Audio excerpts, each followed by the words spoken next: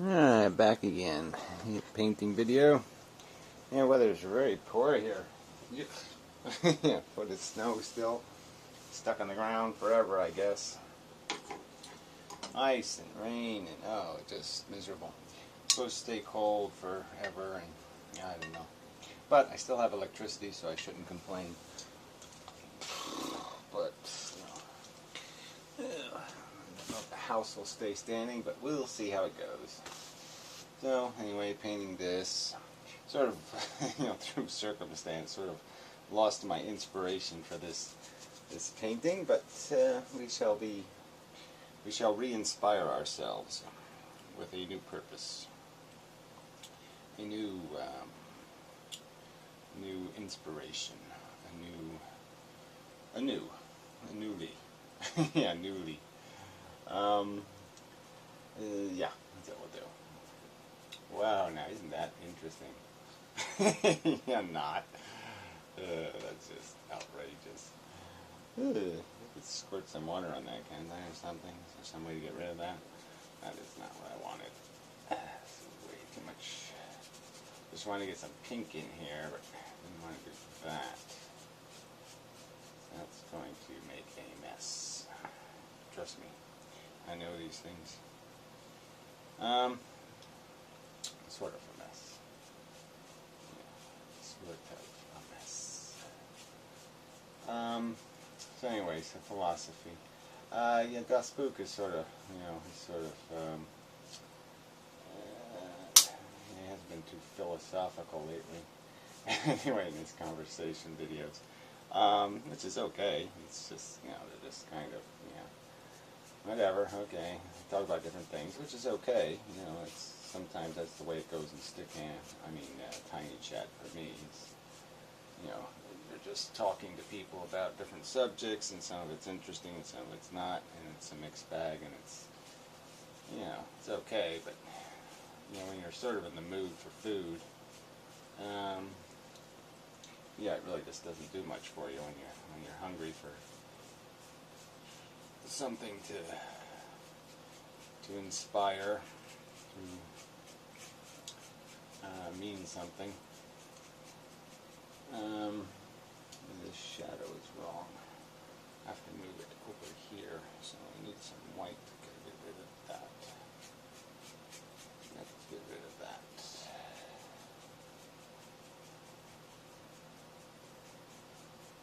Yes, we do. Probably a little dark there too anyway, so we'll get rid of some of that too. Hair will come down here and help out some of this, I think.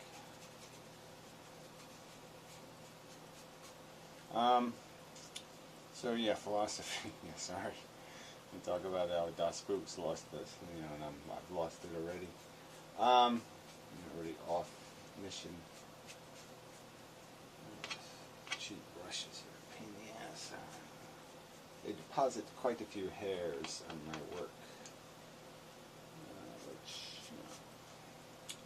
sort of isn't pleasant. Oh yeah, I could go back to the beginning, but I really don't know if I want to do that. Keeping your, depression's sort of been in the air. I've been sort of depressed. It's sort of a catch-all all the time kind of work subjects, I suppose, but I guess I'd want to add something new to the conversation about it, but I don't know if there's something new you can say. I was thinking about the modern mystic did a video called Hope, and the beginning of the video was sort of sensible. The first half, and in the sense that it was, describing the circumstance of, babies in India being, female babies being killed, abandoned and whatnot, and left in the gutter, and then they're saved by people, and you're almost, the implication of his scowl, is almost, why would you bother saving these people for what, so they can live in, shit, and these are the lucky babies that get saved somehow, which is sort of a joke, because, obviously it would be, sensibly thought of as being the other way around from people, especially people from our perspective, people who have had, who haven't lived a life of, accomplishment being defined as just surviving, just surviving. We have a higher standard of defining a life of worth living, kind of a thing. It should do more than that. We have a sense that there's should be more than just surviving. Not good enough. Fighting and fighting and fighting is all nice and good, but to fight for what? Again, just some sort of. I don't even know if they I don't know if they even, I don't even know if there's like a sense. I don't even know. Well, I guess it's a religion and other things help people find purpose. Find some sort of trophy defined. Some sense of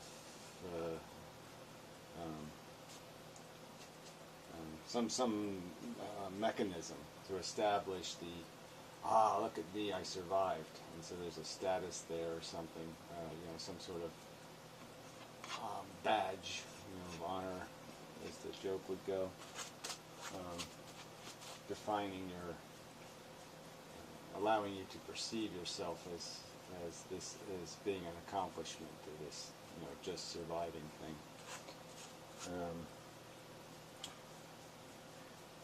I guess the reward, because the reward certainly isn't in the survival, because it's just such a difficult survival. It's just such a trial, and that they find that enough. It's somehow the trophy, satisfying God or whatever they're perceiving themselves to have accomplished, is enough, to be able to compare it to the lesser alternative of not being, because that's obviously by everyone's consensus failure. So to die, to not be, is somehow failure. But of course it's only failure if you fail prematurely. Yeah. Okay, so there's so it's only decided or understood to be failure if you die before you needed to or had to, or if there was some mechanism through which you could cheat your way through more time somehow. You're just too young. Too young by whatever medical standard or biological standard or something. But of course, it's not failure if you live to some properly long enough age. Then it's just some sort of process. So that's sort of an interesting standard that people have, is that dying's only bad if it's inopportune timing. If it's proper timing, dying is fun somehow. It's not it's not nothing to fear, nothing to be horrified by. It's just some sort of natural fun thing, the natural fun process that you go through. And to some extent, I guess that it does, if you're lucky, it does turn out that way, because you get to be an imbecile. If you live long enough, you become an imbecile, and so it becomes partially true. That you won't recognize your failure as the end, as it won't be realized as a real horror, just because you'll be too mentally incapacitated to really appreciate the depth of what's happening to you, I suppose. So we can all have some sort of little happy story we can apply to it, and it's all worked out okay. Because you did the natural thing, and died at a ripe old age, and even if the death itself was miserable, some horrible disease, somehow it's okay because you did it when you were supposed to do it, and that's the standard. All of a sudden, cancer is appropriate and fun or something because it came at the right time. So it's all about timing. So if it's the right time, then it's okay. And if it's premature or something, well, then that's unfortunate and sad and tragic. If it comes too soon, even though the process itself might be pretty much the same exact process. Same disease might take you, the same, say, number of miserable days, and because it happens when you're 20 instead of, or 25, let's say, instead of, 85, somehow, doesn't mean anything. It's just part of the natural process. Just some sort of little silly fun thing you do, because that's what living things do. They die, and we all have to just say, oh, isn't that great? Because somehow if we complain about it, you're being some kind of asshole, because you're not allowed to complain about the magic and wonder of the living process. It's God's process. I mean, even the atheists, just follow right along beside the other. Oh yeah, there's wonder and beauty. It's all wonderful and beautiful. Little pretty flowers, blah blah blah blah blah. Little silly experiences. Oh, that's all. Oh, it's all fine and good because I had an experience. And that's all that matters is silly experiences.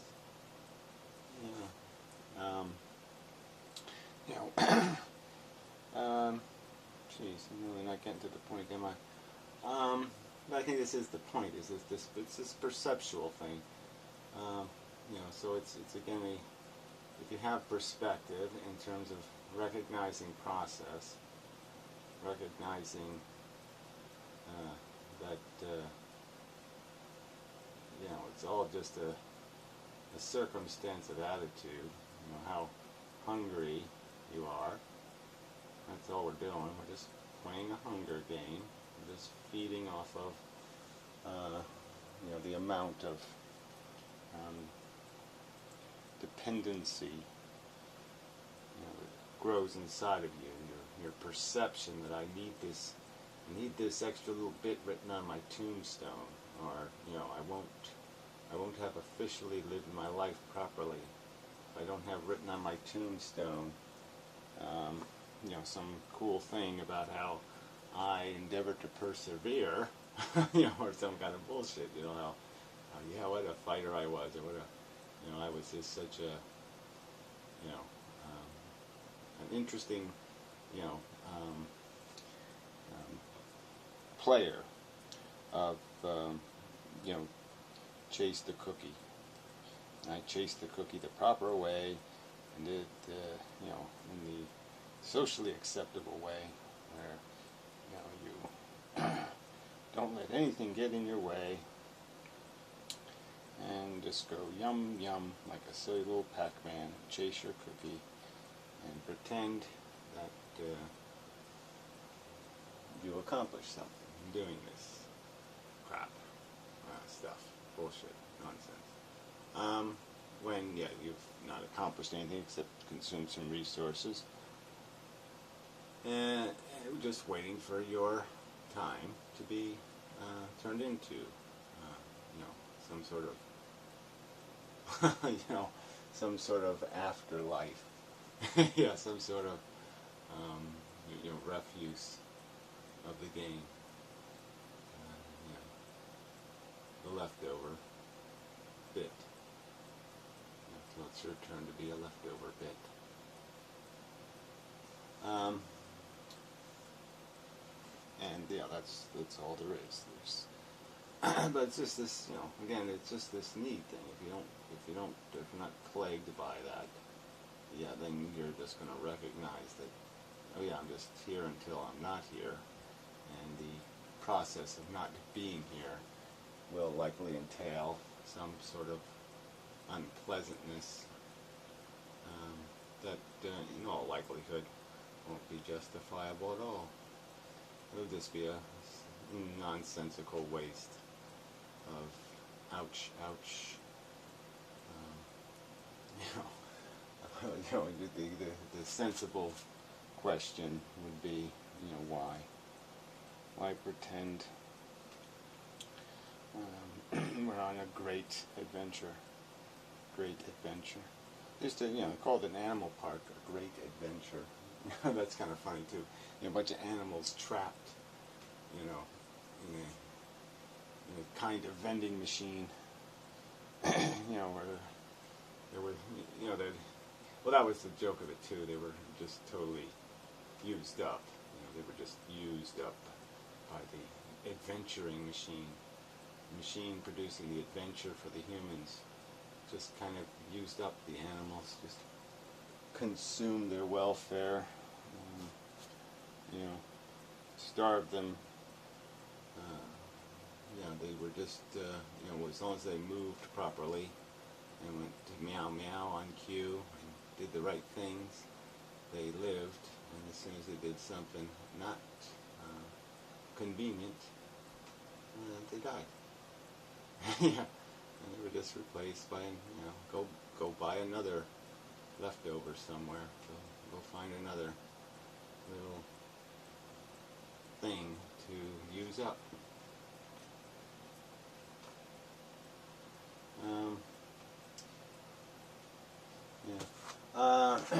So yeah, I'm not doing this for any reference anymore.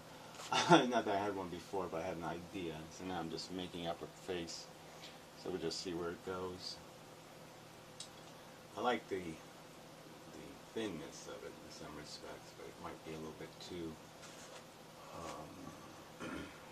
harsh. But we'll see. Let's see what we. Let's see. See is always a good answer. Where I take it.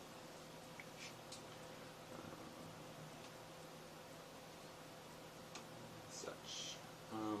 So anyway, where was I? Sorry, I'm sort of.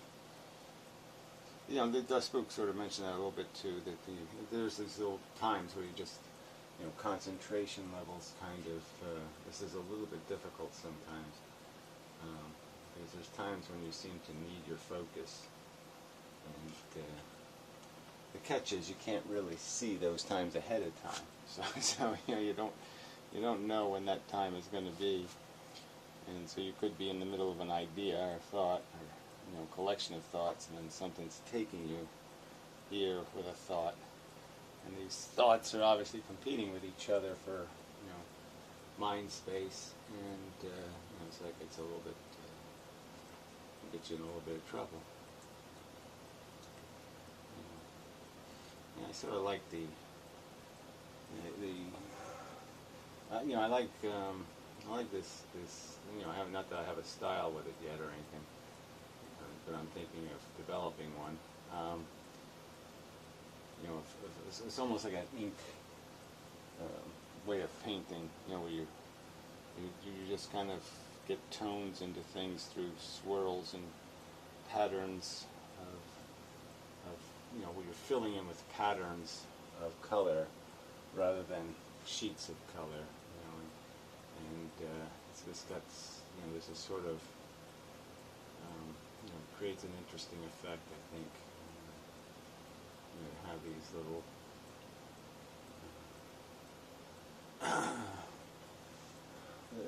it's a kind of texture, but there's a line like there is for everything, where you can have just a little too much of that, and so you have to be a little bit careful not to overdo it. But yeah, it's kind of a interesting to try to find that line, not to go over it, and not end up with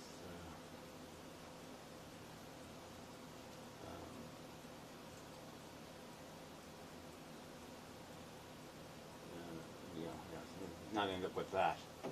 Yeah, right there. You probably can't see that, but yeah, it's not exactly what I was looking for. Which doesn't really matter because this side of the face, I think, is going to get wiped out anyway by the hair. I'm going to bring the hair into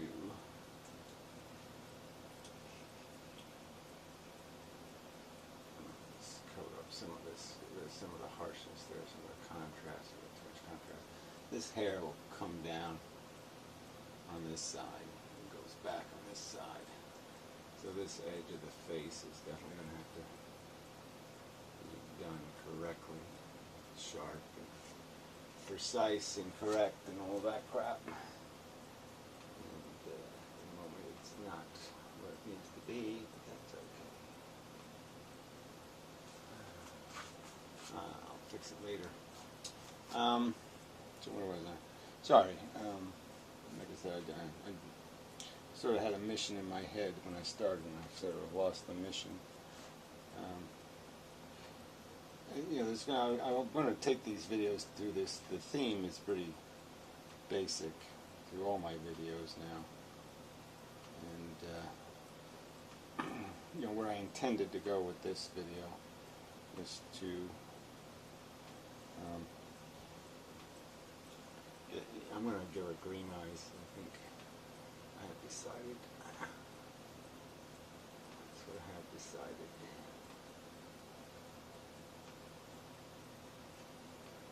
That's what I have decided.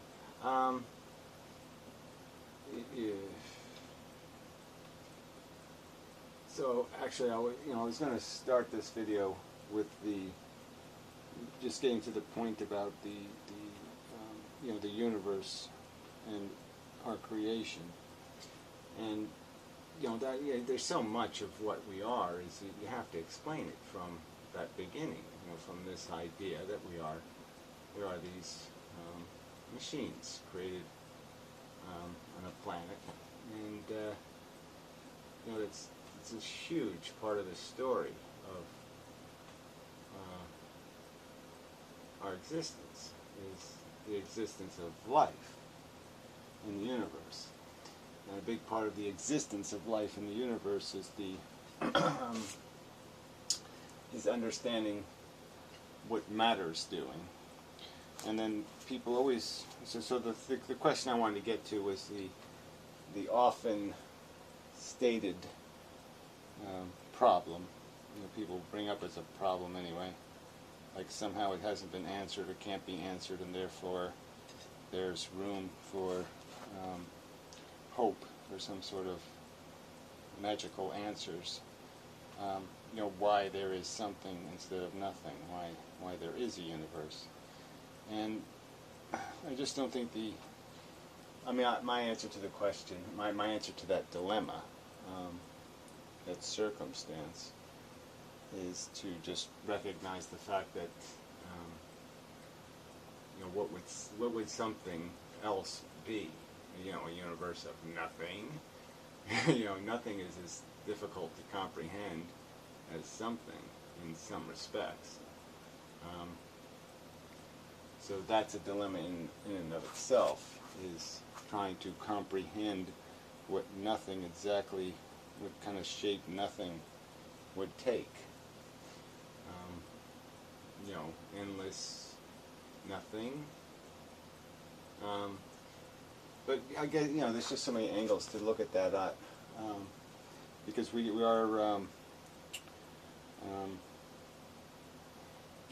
our perspective is so narrow in terms of the material in the universe. The fact that material does exist creates these other things that exist with it, like time.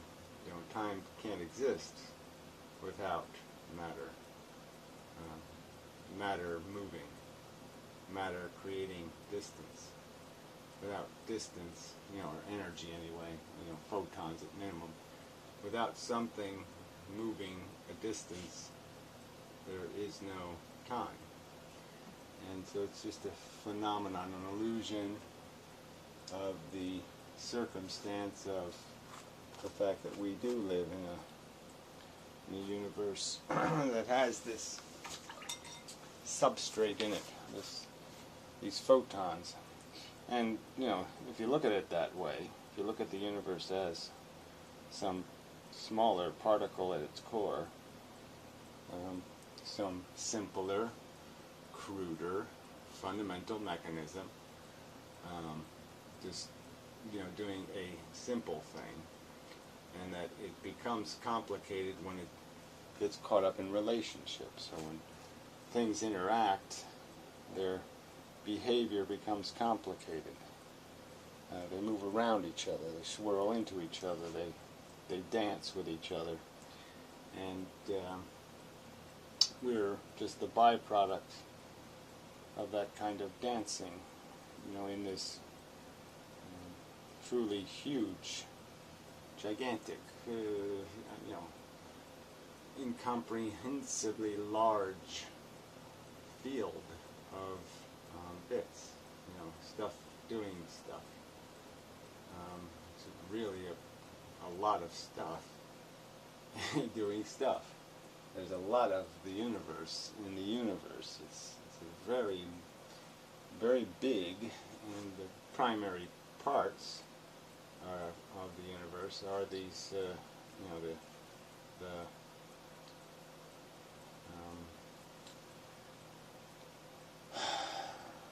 the fundamental interactions, the fundamental properties that define how things will interact.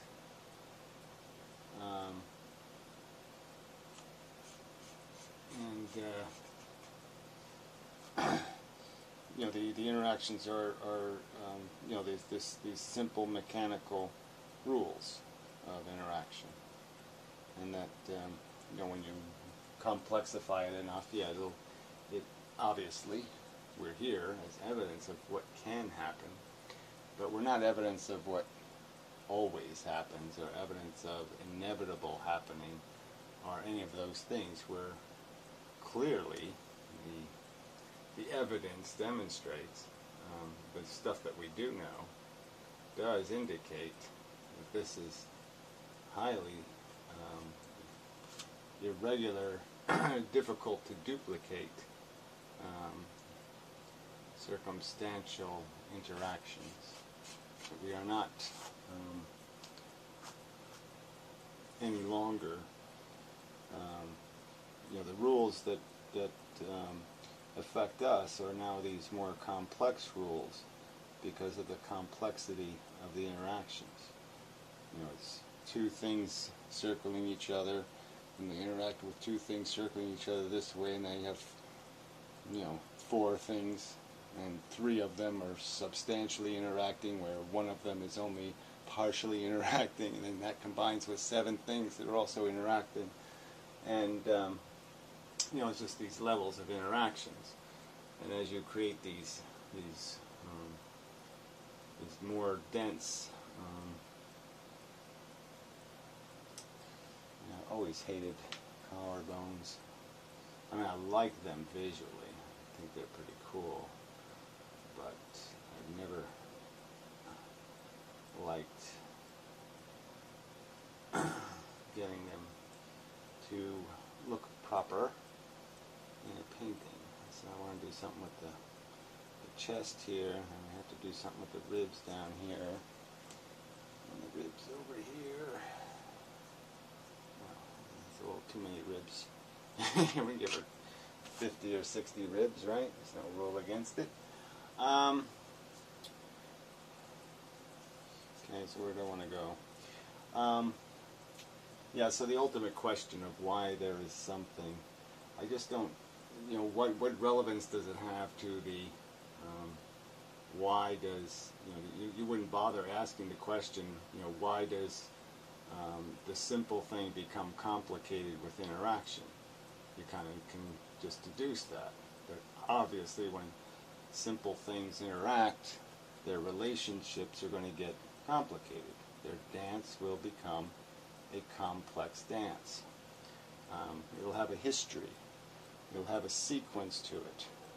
First, the right turn will happen, and that'll affect the gravity, and then the left turn happens, you end up doing the figure eight thing or some other kind of thing, and there'll be rules about that complexity, and it's going to be just mechanical rules. They're not special rules, they're not very interesting rules, they're just rules of interaction. And, you know, the rule, once you create a piece of complexity, a scenario of complexity that is capable of replicating, that will create, sorry to stand in your way here, but I really do need to get something in here by which I can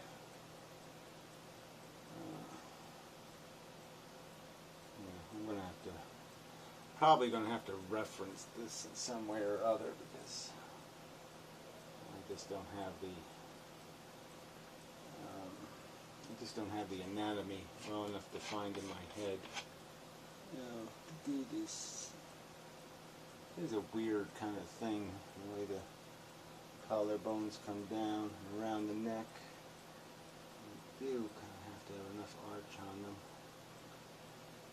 Anyway, but you know, they're not visible through the skin, so to speak, but they aren't away.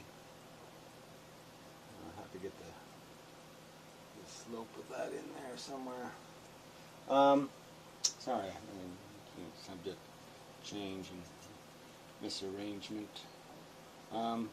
So anyway, but the rules of replicating become this idea of the survival of the fittest, this thing where, you know, by basic rules, you know, as for you know, it becomes rules for individuals versus rules for the hive.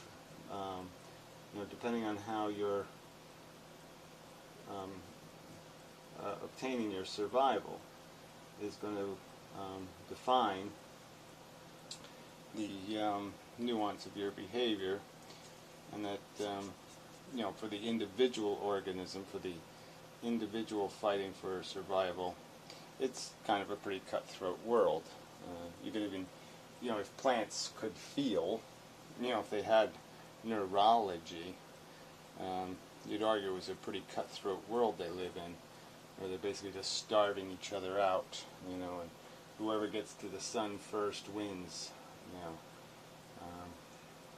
A very brutal, you know, no quarter given to the the enemy, no perception of, oh, isn't it cute? Don't hurt its kids, and it's just a baby. Don't kill the baby. You know, the plants don't give a shit about the seedlings of the other plants. You know, they just wipe them out. You know, because they're in this life and death struggle thing, and you know, not so much defined in any other way than this is the way the machines are designed. If they're going to be enduring, you know, if they're going to survive through the long haul, they're going to have to be built this way. They're going to have these you know, attributes that are kind of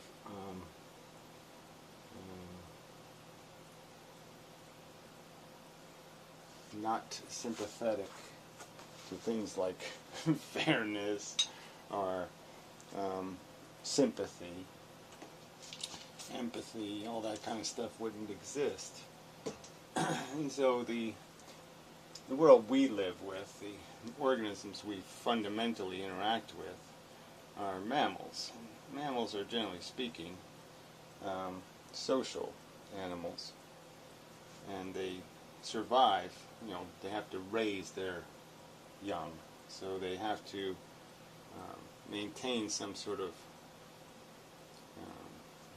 family unit at minimum, you know, to be able to do that.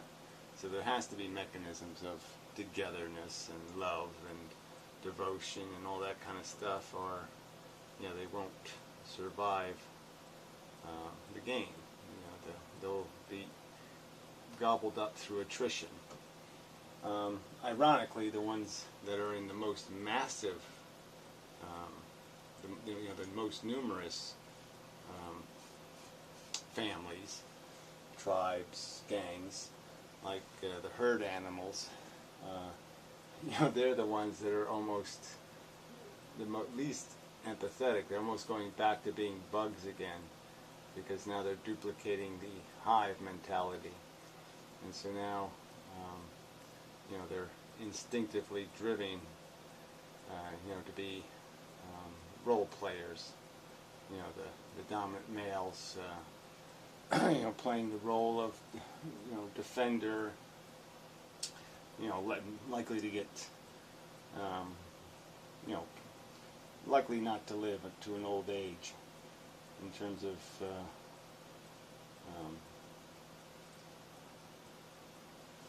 getting eaten up by even their own psychology, and their own. It's like an ego mechanism, but I don't want to compare the two things. Something that's so built in, and something you do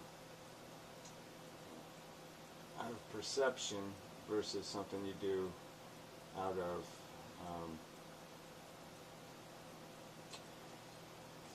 how to put this. It's like they're not being altruistic. I'm just trying to say but they're being mechanically driven to be aggressive, to be highly defensive of their position and the stock in their position, the tribal members, the women folk. And many of these, many of the mammals that don't live in gangs or groups, the males are almost troublesome to females, beyond the contribution they make to the reproductive act. They can sometimes be a threat to the young of another male. It's all this, now there's a rogue mentality, and so there's this different balance of concern that may be just all territorial. So again, it's another mechanism that's measuring performance, though, another mechanism that's judging survivability, and another way of testing. So part of your test to be a survivor into the future, if you're a polar bear, might be a willingness, an ability to kill another bear's cubs. That's part of the measure of your manhood. Yeah, is the will, the desire, the passion to kill kind of in a bizarrely irrational way, in the sense that somehow your cubs might be worth protecting. Although male polar bears, I don't think, protect any their own even. It's really just the woman's work. So I think all they're ever good for is killing cubs. So they're kind of a weird machine, just for the sake of the survival value, the sake of it makes you more survivable, tougher, stronger,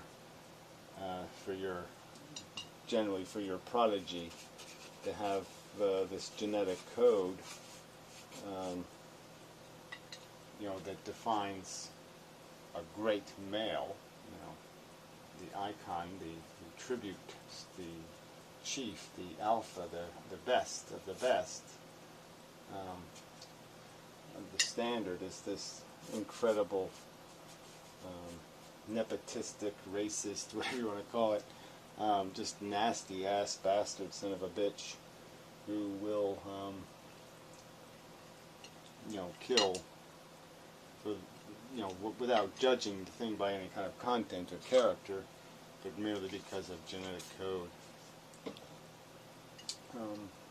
Smells wrong, so he'll kill it.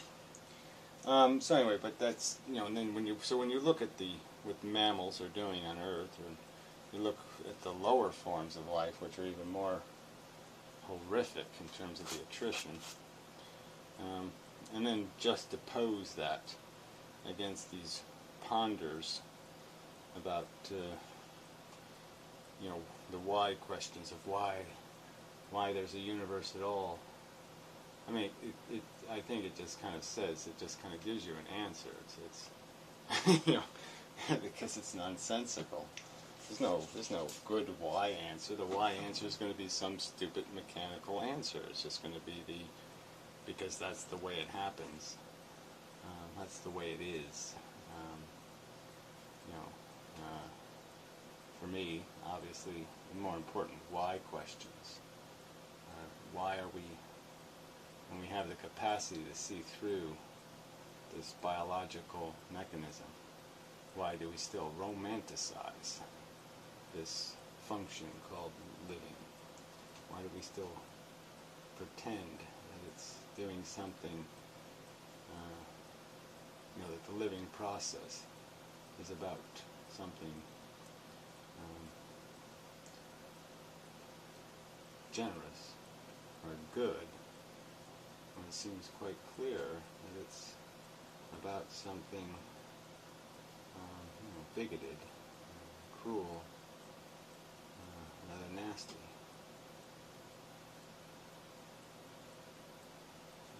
and such. Sort of made a mess out of this in some places, but that's okay. Messes are made to be fixed, I suppose, or something, or not. Let's see what I feel like doing. See where I take it. I'll have to take it somewhere, so I'll do that.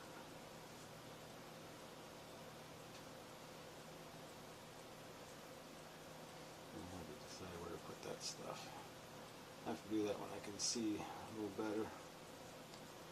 This light isn't really very good for laying or painting out.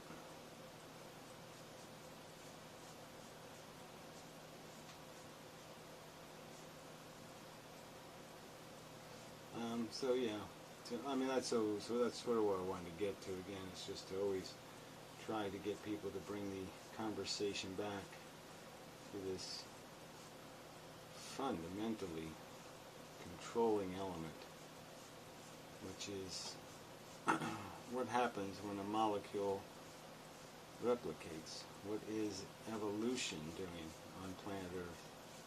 Not what life is doing, but what's evolution doing? And because that's defining us. And we can either be owned by that definition, or we can transcend that origin,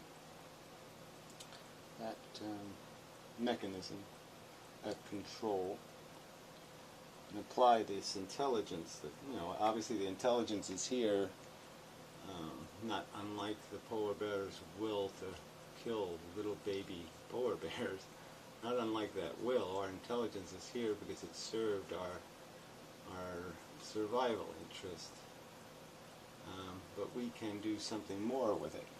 We can step beyond some survival interest mechanism and apply the intelligence to defining our place in the universe, what it means to be alive.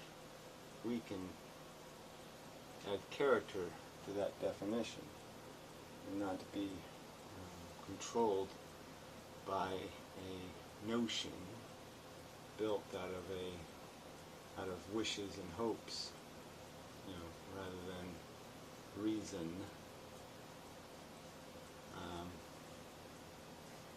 and such. So anyway, I think I'll leave it there for today. And yeah, not exactly. Yeah, not much of a difference, really.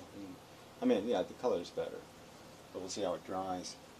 But yeah, I'm just semi-uninspired. Oh, my back is...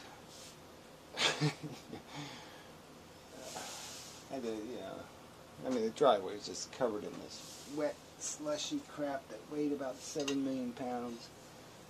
Probably the heaviest snow I ever had to shovel. In terms of this, it was just water mixed with ice, and it's just horrible. And then it's freezing as we speak. It's turning into inches of ice, and just ugh. So anyway, but I'm just complaining, which is one of my complaining does seem to be, maybe this is sort of an evolutionary function, recognizing that something's not right, and doing this, reacting to the not rightness by saying something negative about it, and then, trying to get others to, let's all pick up a club and fix it. Let's do something about it. I do have that impulse. So I might be more of a natural beastie than I think. Anyway, I don't know if you can, I don't know about this color and this, it's probably not very good color in this camera angle thing, light thing, but whatever. So anyway, till next time. Sorry, I am just, I am quite tired of everything.